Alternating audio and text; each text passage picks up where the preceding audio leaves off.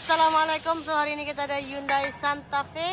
Yang ini yang baru datang skimming disc, tukar brake pad baru. So yang ni brake gegar, brake bunyi. Okey, brake pad pun kita ada ready stock juga untuk Hyundai Santa Fe. So yang ni sebelum je kita dah nampak tu dia dah makan. So yang ni selepas dia, angkat tunjuk sikit bang. Yang ni selepas kita dah skim, tapi yang ni untuk kereta kelisa sana. Okey, kita tengok. Kelisa ni dia dah masuk brake depan. Dia masuk yang Honda. Lepas tu tambah set tekun ni bang. Okey. Yang ni dia dah pakai disc Honda, bukan yang standard dia. Okey. Sekarang ni bila laju dia ada rasa gegar. So sekarang ni kita tukar dia punya set tekun. Kita skimming disc. Kun dia tu masuk daripada sini Kun ni buka, kalau ada kun dekat sini buka keluar masuk yang ni. Bukan macam ni bukan macam ni. Masuk daripada sini. Okey. Okey, cocok. Masuk letak situ. Okey, kalau ketak tu kena ketuk-ketuk sikit lah. Ni. Ini yang kalau beli barang sendiri ni susah nak jawab. Tu nampak. So sekarang ni kita boleh ikat dia, tak ada gegar. Okey, pasang brake pad abang tak nak tukar brake pad tak nak tukar.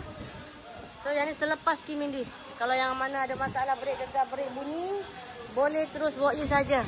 So yang ni kita ada Pro 2, Proton Proton Wira. Wira ni apa masuk brake depan Evo 3 untuk rim size 15 inci. Evo 3 rotor size 11 inci. Evo 3 tu import Evo 3. Dia tukar lagi bush lower arm, masuk yang heavy duty wing impact racing bush ni. Ni kalau bojai rosak tak boleh tukar. Abang kena tukar lower arm baru. Lepas tu kena tukar dia punya bush lah. Kalau abang nak tukar yang heavy duty, press masuk yang heavy duty. So yang ni dah siap press, nampak tak merah situ. So lagi sate pun dah pasang.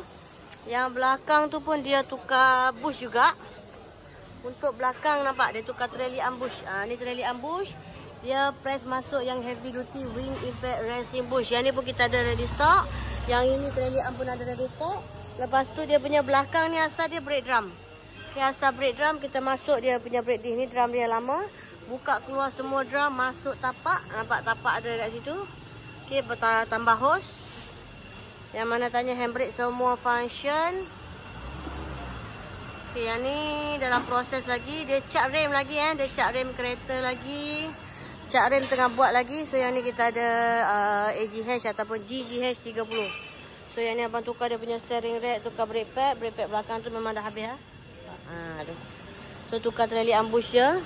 Lagi lower ambush tu kita press masuk yang heavy duty wing impact racing bush. Tu kat situ. Yang ni pun dah siap. Start boot dia dah pasang kan? Dah pasang.